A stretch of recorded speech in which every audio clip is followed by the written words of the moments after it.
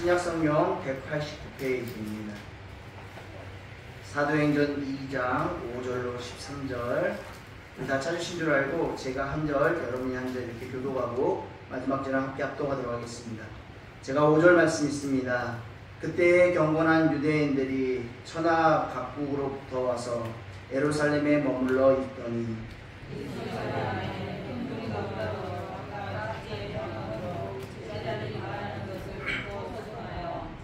다 놀라 신기하게 여겨 이르되 보라, 이 말하는 사람들이 다 갈릴리 사람이 아니냐.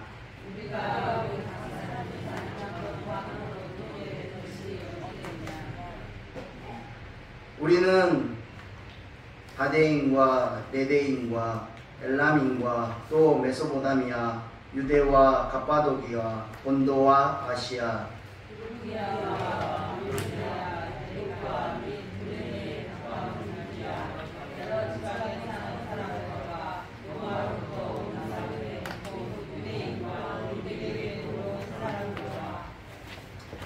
그레네인과 아라비아인들이라 우리가 다 우리의 각 언어로 하나님의 큰 일을 말함을 듣는도다 하고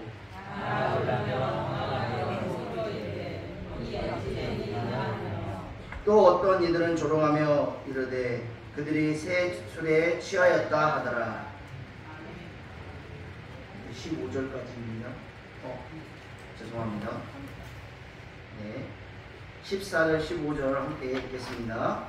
베드로가 열한 사도와 함께 서서 소리를 높여 이르되 유대인들과 예루살렘에 사는 모든 사람들아, 이 일을 너희가 또 알게 하거니 내 말에 귀를 기울이라. 때가 제 삼신이 너희 생각과 같이 이 사람들이 취한 것이 아니라.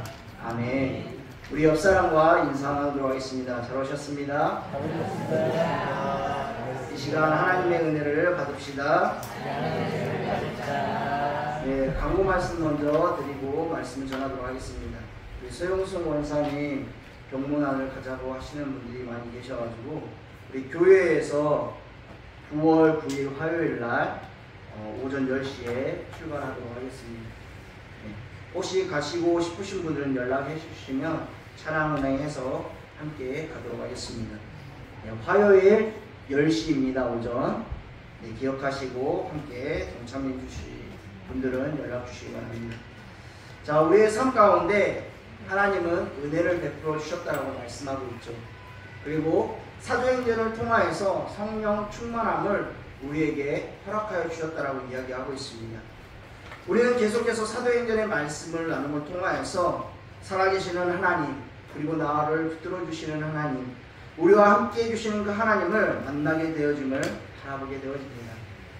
먼저 2장을 우리가 이해하기 위해서 1장의 부분들을 조금 살펴보기를 원합니다.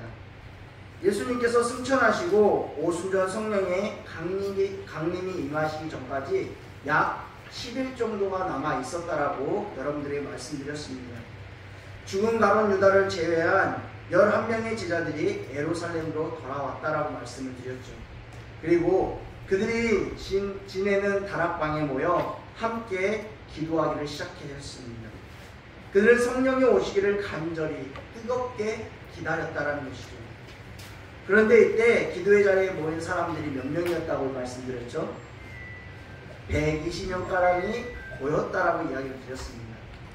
기도하러 모인 사람들은 자신의 이익을 위해서 기도하는 것이 아니라 공동체의 기도를 가지고 기도하게 되어집니다.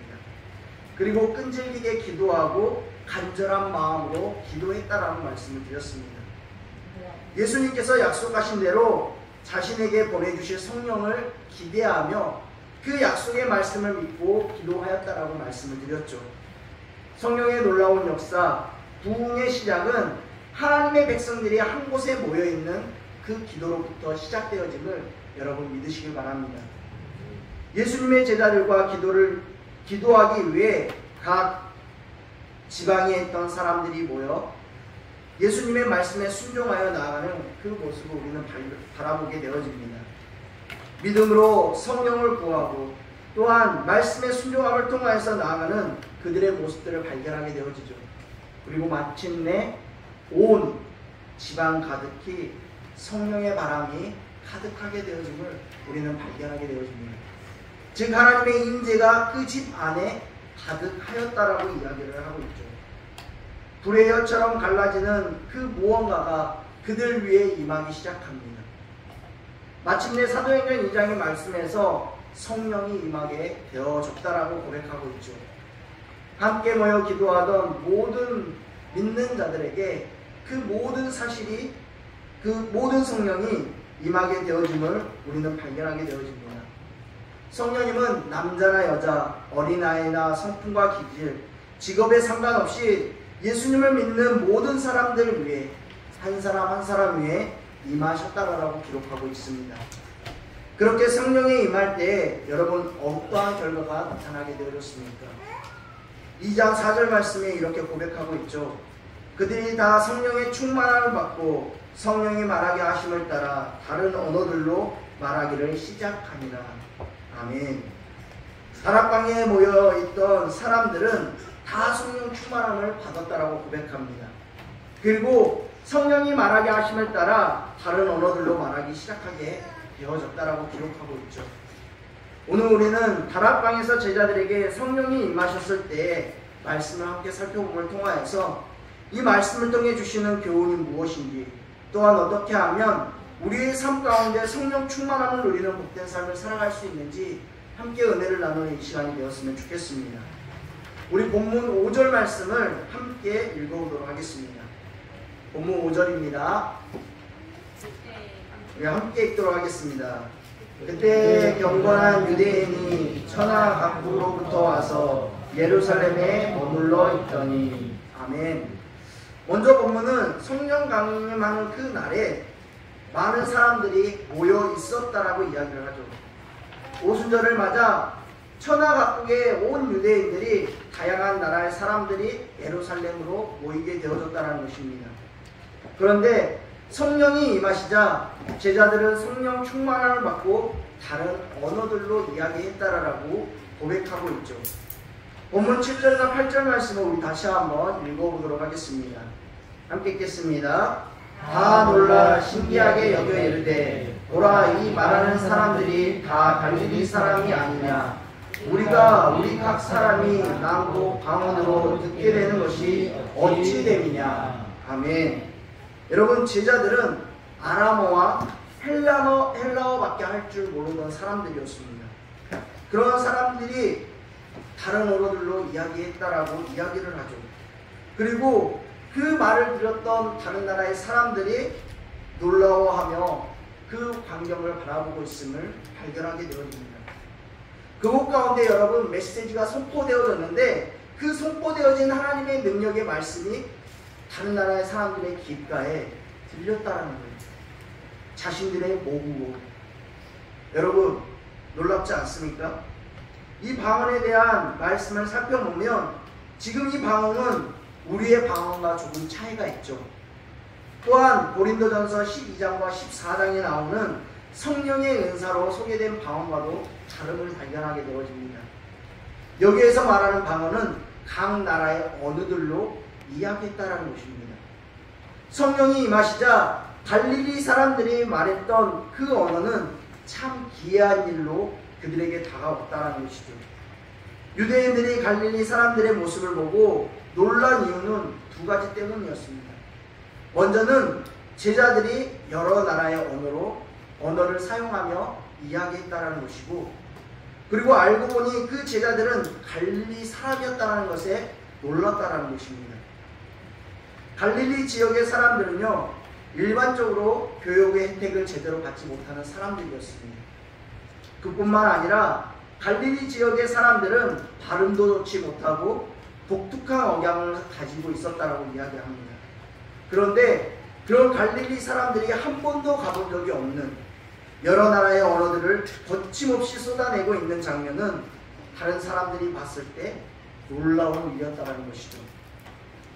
성도 여러분, 이처럼 성령님께 사로잡힌 사람은 성령님으로 인해 기도의 능력을 경험하게 될 줄 믿습니다.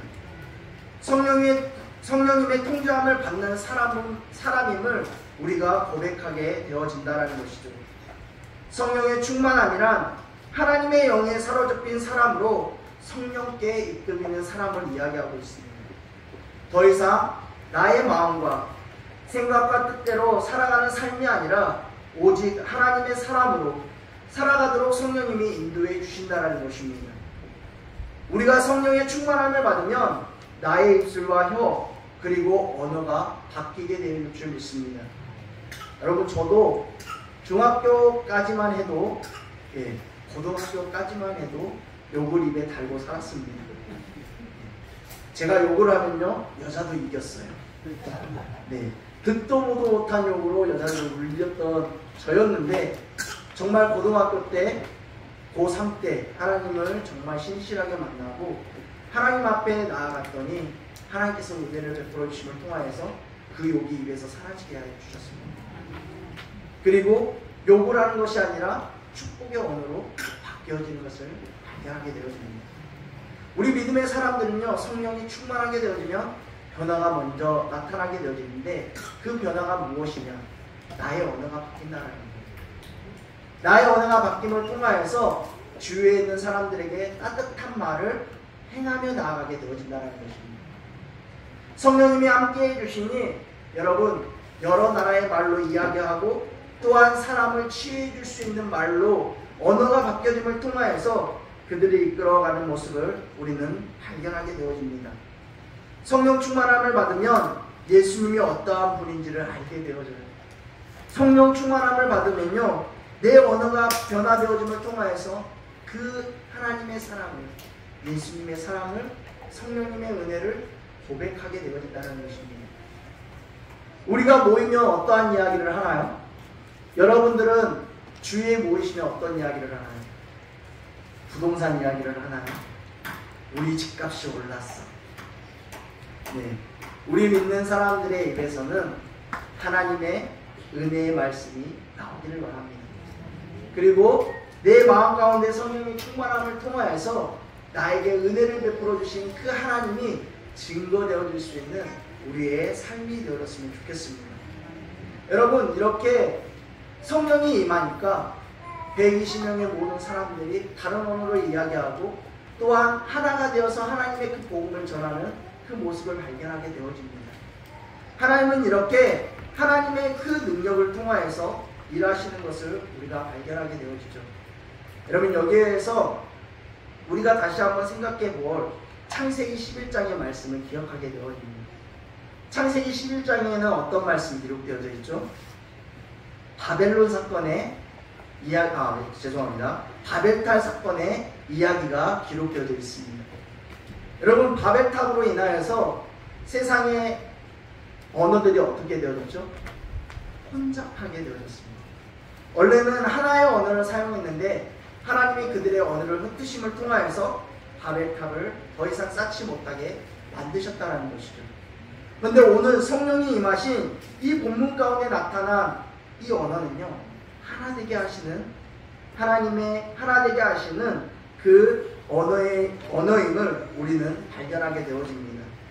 성령님이 함께하여 주시면 분열되어 있는 것도 하나 되게 만들어 주신다는 것이죠. 또한 하나님께서 여러 나라의 말로 인하여 그 사람들의 마음도 붙들어 주시고 인도하여 주심을 통하여서 하나 되게 하시는 하나님의 놀라우신 은혜를 우리가 발견할 수 있게 되어진다는 것입니다. 우리 본문 11절 말씀을 함께 읽어보도록 하겠습니다. 11절 말씀입니다. 함께 읽겠습니다. 시작. 그레인과 아라비아인들이라 우리가 다 우리의 각 언어로 하나님의 큰 일을 말함을 듣는도다 하고. 아멘. 여기서 보면 자기 나라의 언어로 하나님의 큰 일을 들었다라는 거예요. 즉 하나님의 복음의 메시지를 들었다라는 것입니다. 성령님의 강림이 그곳 가운데 임하게 되어지니 그들이 변화되어져서 입을 열어서 고백했는데 그게 그 나라의 언어로 그 사람들에게 복음이 증거되어졌다는 것입니다. 하나님은 이렇게 하나님의 놀라우신 역사를 이루어 가시고 우리에게 보여주고 있습니다. 주님을 향하여 나아갈 수 있는 은혜를 허락하여 주신다는 것이죠. 세상에는 이 모습을 보고 두 가지 반응을 보이죠. 한 사람은, 한 부류는 놀랐습니다. 또 함부로는 어떻게 하죠? 조롱합니다. 이 사람들이 술에 취했다라고 이야기를 합니다. 그렇지만 베드로는 당당히 고백하죠. 이 사람들이 술에 취한 것이 아니다라고 고백합니다. 하나님은 이렇게 우리의 삶 가운데 오셔서 우리를 만나 주십니다. 그리고 성령 충만한 삶을 살아갈 수 있는 은혜를 우리에게 허락하여 주신다는 것이죠. 여러분, 성령 충만한 사람은요, 삶이 변화되어진다라고 말씀을 드렸습니다. 어렵고 힘든 가운데 있는 사람이라 할지라도, 내가 죽음의 위기 가운데 있는다 할지라도 정말 하나님을 믿음으로 고백하고 성령의 충만함을 받게 되어지며 하나님의 사람으로 변화되어지고 하나님께로 향하여 더욱더 가까이 나아가게 되어지고 하나님을 찾는 믿음의 모습을 발견하게 되어진다는 것입니다. 우리의 삶이 그렇게 변화되어져야 되겠죠. 내가 하나님을 만났고 하나님을 향하여 나아가는 그 모습이 우리 삶 가운데 있다면 우리의 삶이 변화되어져야 된다는 것입니다. 성령 충만한 것은요, 다른 것이 아니라 성령님이 내 안에 찾아오셔서 내가 변화되는 사건입니다. 내가 변화되어짐을 통하여서 하나님의 사람으로 살아가게 되어지는 그 모습을 이야기하고 있다는 것이죠. 그러기에 우리는 매 순간순간마다 누구를 구해야 될까요? 성령님을 구해야 된다는 것입니다. 성령님은 내 안에 들어오셔서 나의 마음을 주장해 주십니다. 그리고 내 마음을 인도해 가시고 어떠한 순간 가운데서도 하나님을 외면하지 않는 복된 삶으로 살아갈 수 있도록 우리의 삶을 인도해 주신다는 것이죠. 그 하나님을 만날 수 있기를 바랍니다. 그리고 하나님의 놀라우신 그 능력을 나타내며 나아갈 수 있는 우리의 삶이 되어지길 바라고 합니다. 성령님이 우리에게 찾아오셔서 우리의 마음을 위로해 주시고 우리의 마음을 치유해 주셨다면 이제는 그 치유된 마음으로 이 세상 가운데 복음을 전할 수 있는 저와 여러분의 모습들이 되어지길 바라고 합니다. 성령님의 역사 앞에서 우리는 우리의 이성이나 경험에 의존하기보다는 하나님의 뜻과 섭리에 순종하는 모습으로 변화되어야 될 줄 믿습니다. 성령님은 여러분 교회의 생명입니다. 또한 성령님은 교회에 나아가야 할 방향을 제시해 주시는 분이십니다. 교회는 성령님의 인도를 따라 하나님의 큰 일을 선포하고 세상 속에서 빛과 소금의 역할을 감당하는 복된 사명을 감당해야 될 줄 믿습니다. 그렇게 교회는 성령을 통해 세워져 가야 된다는 것입니다. 성령을 통해 세워져 간다는 것은 한 자리에 모여서 매 순간마다 성도님들이 기도하며 나아가야 된다는 것입니다. 기도할 때 성령님이 우리의 삶을 붙잡아 주시고 하나님의 그 역독성을 바라보며 나아갈 수 있는 은혜를 우리에게 허락하여 주신다는 것입니다. 사랑하는 성도 여러분, 오늘 말씀을 통하여서 우리는 성령님의 강림과 또한 초대교회의 탄생을 바라보게 되어집니다. 그리고 성령님의 역사 앞에서의 다양한 내용들을 살펴보게 되어졌습니다. 성령의 역사는 우리의 분열을 치유하고 하나 되게 하신다는 것이죠. 또한 하나님의 큰 일을 증거하게 하여 주신다는 것입니다. 우리는 성령의 인도하심을 따라 굳건한 믿음으로 하나님의 뜻을 따르고 또한 교회의 사명을 감당하며 나아가는 우리 대창교회의 모든 성도님이 되어지길 바라고 합니다. 우리의 삶 속에서도 성령 충만함이 날마다 있음을 통하여서 하나님의 큰 일을 선포하며 나아갈 수 있는 복된 우리의 모습들이 되어지길 바랍니다. 그 모습을 통하여서 이제는 세상 가운데 쓰러져 있는 삶이 아니라 세상 가운데 빛과 소금의 역할을 다함을 통하여서 하나님께 귀하게 쓰임 받을 수 있는 우리의 모습들이 되어지길 바랍니다. 하나님 그렇게 성령으로 변화된 자를 사용하신다는 것입니다. 여러분, 날마다 성령 충만함을 통하여서 하나님 앞에 나와 기도하고 한 마음으로 한 뜻으로 주님 앞에 나아갈 수 있는 우리 모두가 되어짐을 통하여서 하나님의 나라를 위하여 헌신하며 나아갈 수 있는 그 사명을 잘 감당하며 나아갈 수 있는 우리 대창교회 모든 믿음의 성도님들이 되어지길 바라고 원합니다. 우리 이 시간 함께 찬양했으면 좋겠습니다. 찬양